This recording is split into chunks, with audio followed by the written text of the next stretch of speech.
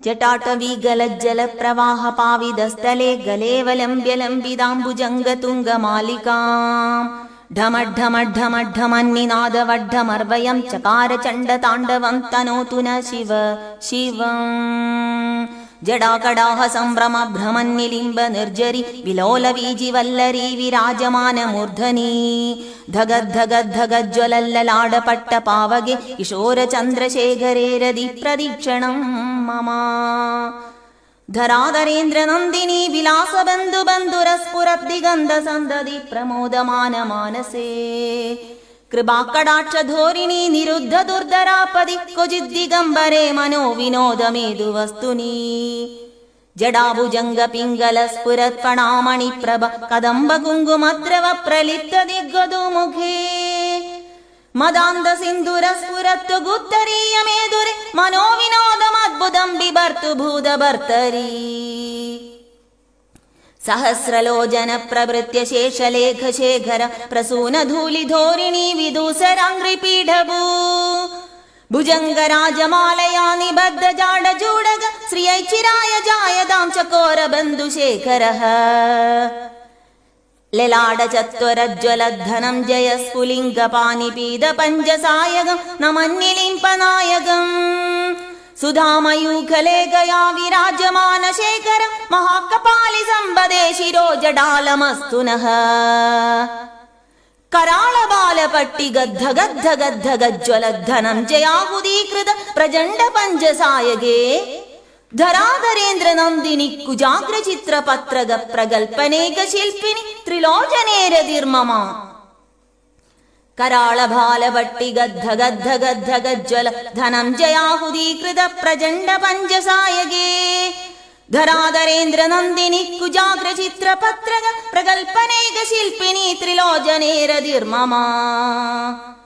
नवीनमेघमण्डली निरुद्ध दुर्धर स्फुरत्कुः निशीतनीतम प्रबन्धबन्धकन्धरः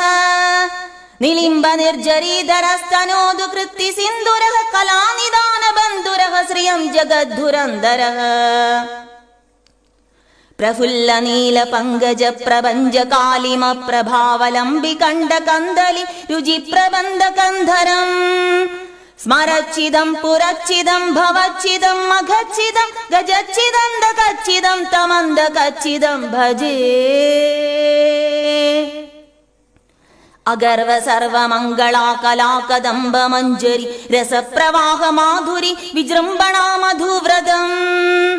स्मरान्तकं पुरान्तकं भवान्तकं मघान्तकं गजान्तकान्तकान्तकं तमन्दकान्तकं भजे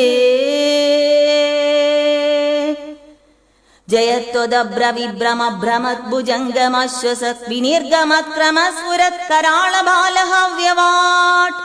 धिमि धिमि धिमि ध्वनन् मृदङ्गतुङ्गमङ्गल ध्वनिक्रमप्रवर्तित प्रचण्डताण्डव शिवः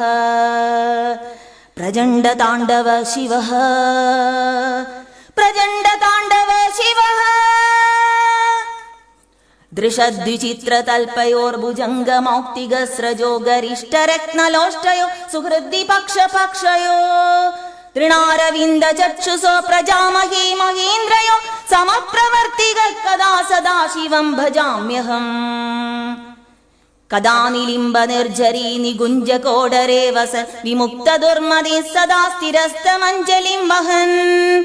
विलोललोललोचनोललाम भाललग्नग शिवेदि मन्त्रमुच्चरन् कदा सुखी भवाम्यहम् इमं हि नित्यमेव मुक्तमुत्तमोत्तमं स्तवं पठन् स्मरन् ब्रुवन् नरो विशुद्धिमेधि सन्ततम् हरे गुरो सुभक्तिमाशु याति नान्यदा गदे विमोहिनं हि देहिनां सुशङ्करस्य चिन्तनम् विमोहिनं हि देहिनां सुशङ्करस्य चिन्तनम् विमोहिनं हि देहिनां सुशङ्करस्य चिन्तनम् पूजावसान समये दशवक्त्रगीतं यशम्भुपूजन परं पठति प्रदोषे तस्य स्थिरां रथगजेन्द्रतुरङ्गयुक्तां लक्ष्मीं सदैव सुमुखीं प्रददाति शम्भुः